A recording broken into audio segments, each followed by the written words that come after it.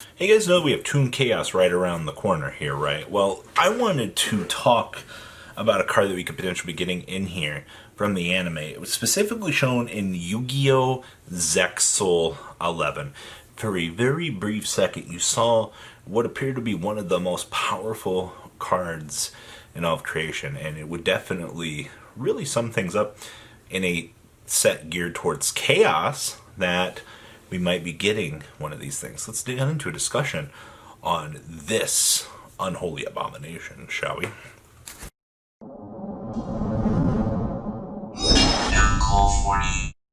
Chaos and ruler of the beginning and the end. And you're probably like, what in the actual... So this is an actual Yu-Gi-Oh card. Like, I actually kid you not here.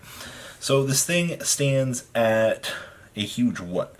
3,500, 2,000, and you're probably already like, that's a monster. So, it's a warrior effect monster. Cannot be normal summoned or set.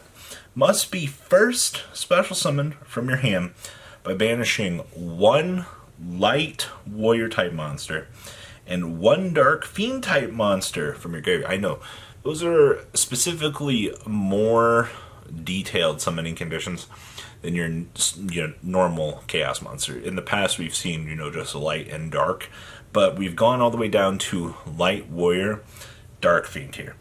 All right, to summon this. All right, when special summoned, cards and effects cannot be activated. All right, so unrespondable. Okay. You can pay 1,000 life points to banish all cards from your opponent's hand, field, and graveyard. And then inflict 500 damage to your opponent for each card banished by this effect. That is crazy. Alright? All at the cost of 1,000 life points. Now remember, this was just shown in the TV show. It never saw any play, and it's not a very well-known fact that this card existed. But let's break this down for a second here, because I honestly, I gotta ask the question of, is this the right time to print this? Because as far as I can tell, the artwork does literally have Black Luster Soldier on it, which, I mean, you can't do a very good job at seeing it here, but, it's definitely interesting. So let's analyze this, shall we? So, one light warrior monster. Okay. So, you got your traditional DD warrior ladies. I don't know, like, in terms of splashable light warriors, what really is there that is available to us? I can think of at least a ton of Dark Fiends as of late. Did the Unchained count for Dark Fiend? I don't think so. I believe they're all different attributes. But there's definitely a niche fulfillment for this, because one, you have to kind of fill in that middle ground for the Light Fiend, or the Light Warrior, and the Dark Fiend.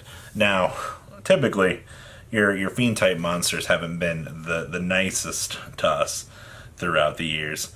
I mean, good news is, no, I'm just kidding. We can't do Infernoid monsters.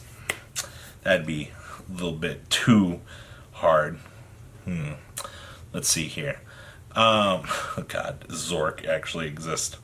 Like, Dark Fiend that is viable in today's format. I can't really come up with anything that you could really just have massive access to.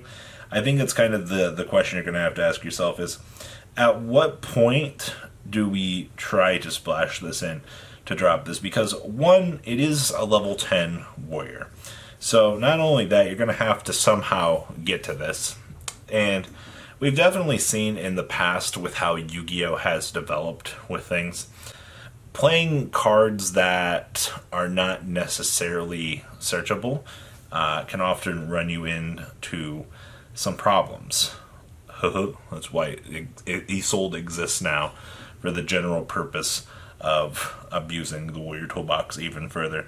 But besides the point. Like, in terms of, like, pushing this out on turn 1, viable options: Foolish Burial to drop the other attribute that you need. Some sort of good, consistent Dark Fiend engine. I mean, honestly, heroes kind of float the bill for this. Could you imagine playing against a hero player? He just adjusted golds you, sets up his heroes, and then on the next turn you break his board, and then he drops this against you, and you literally just sit there and go, wow, that's really good. And then you literally just, well, actually, Dark Fiend might not be as good as that, but I don't know, man. Like, this card scares me because of how insane the effect is. So not only do you have to find your summoning conditions to be able to do this, the Dark Fiend's still, I'm on the fence about this, but the special summon on this, basically uninterruptible. You drop it on the field, you wave at your opponent, you go, alright. Now for a finisher, at the cost of 1,000 life points, alright, they can still effect Veiler this, they can still do whatever they want. Also, this is an ignition effect, for the most part, for the way that this looks on the anime. So, unfortunately, they could do this to you over the course of multiple turns. But as soon as one of these is resolving, you're getting your hand, field, and graveyard wiped. And my opponent is taking 500 damage per card banished by this. So against Animancipator, you're getting the full board wipe. You're also getting their whole graveyard. Against Eldritch right now, you're getting a full wipe as well. And you're probably killing your opponent. With the way that Yu-Gi-Oh! Goes in today's modern scope, this card is an OTK machine. And even if the summoning conditions are as specific as a Light Warrior and a Dark Fiend, you will see infinite cheese replays of players sitting out here looking at this card and going, alright, so you can do this with this to drop this on out, and then you just have to get to it, alright? This is why cards like Pot of Greed, Graceful Charity don't exist, because you make insane power creepable cards like this. Now remember, we've seen cards from the anime get powered down to a little bit more acceptable point where they end up not being, quite that powerful. One of the things that we could end up taking away from this is the responding to the special summon clause. Or we just...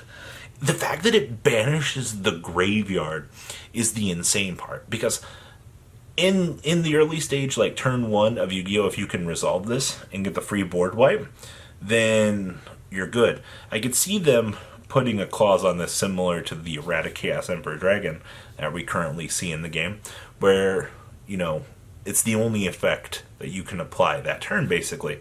That would be the way that you would have to do it. Because dropping this turn 1, straight off the bat, is imbalanced and bad for the game. I mean, I'm not saying that, like, Yu-Gi-Oh! Is fair or balanced in any stage of the, way right now. But, literally, drop. Okay, I fulfilled my requirements, drop this. Get OTK'd, noob. You also leave your opponent with no hand, which means, unless you go Ora no Tam Toru and draw the 7th one, you're not going to be getting anywhere, alright? And we're already talking about having to play the 7th one here, alright? We're already out of the competitive spectrum, and we're into make-believe, era Zexal. So, all jokes aside, this card is bonkers. Like, this is absurd. And the only reason why I wanted to cover this was we have a set coming out with Chaos support, alright? Like, this card was featured in the anime, and it's even linked back to Yu-Gi-Oh!.com on the wiki. Alright, they know about this. It was specifically in the background for a reason. Whether or not the card actually gets printed into the physical game is going to be another story. So, guys, I'm curious here. What do you guys think that they can do to basically make this card end up being playable? Whether or not you Chaos Emperor Dragon it, take away the effect to wipe the opponent's graveyard, or you simply adjust it so that it's respondable. But I'm kind of curious, because, yeah, Effect Veiler does check this, but this is a 35k, 2,000 monstrosity that literally just shows up and ruins your day. And yeah, I know we're on some pretty good summoning conditions for this Light Warrior Dark Fiend, but It's interesting. So like I said, guys, please leave a comment down below. Tell me what you guys think. This card is very interesting, and at the same time, yet very scary. Alright guys, I'm out. Peace. Thank you, patrons, for making the ride never truly end. Without you guys' support, well, I would probably be doing Truffle Shuffle videos for a living. Guys, please check out VanCole40 for all of your Cardfight Vanguard content brought to you by MCole40. And if you are looking to pick up singles, check out mcolegames.com for your trading card game needs. Thanks for watching, everybody.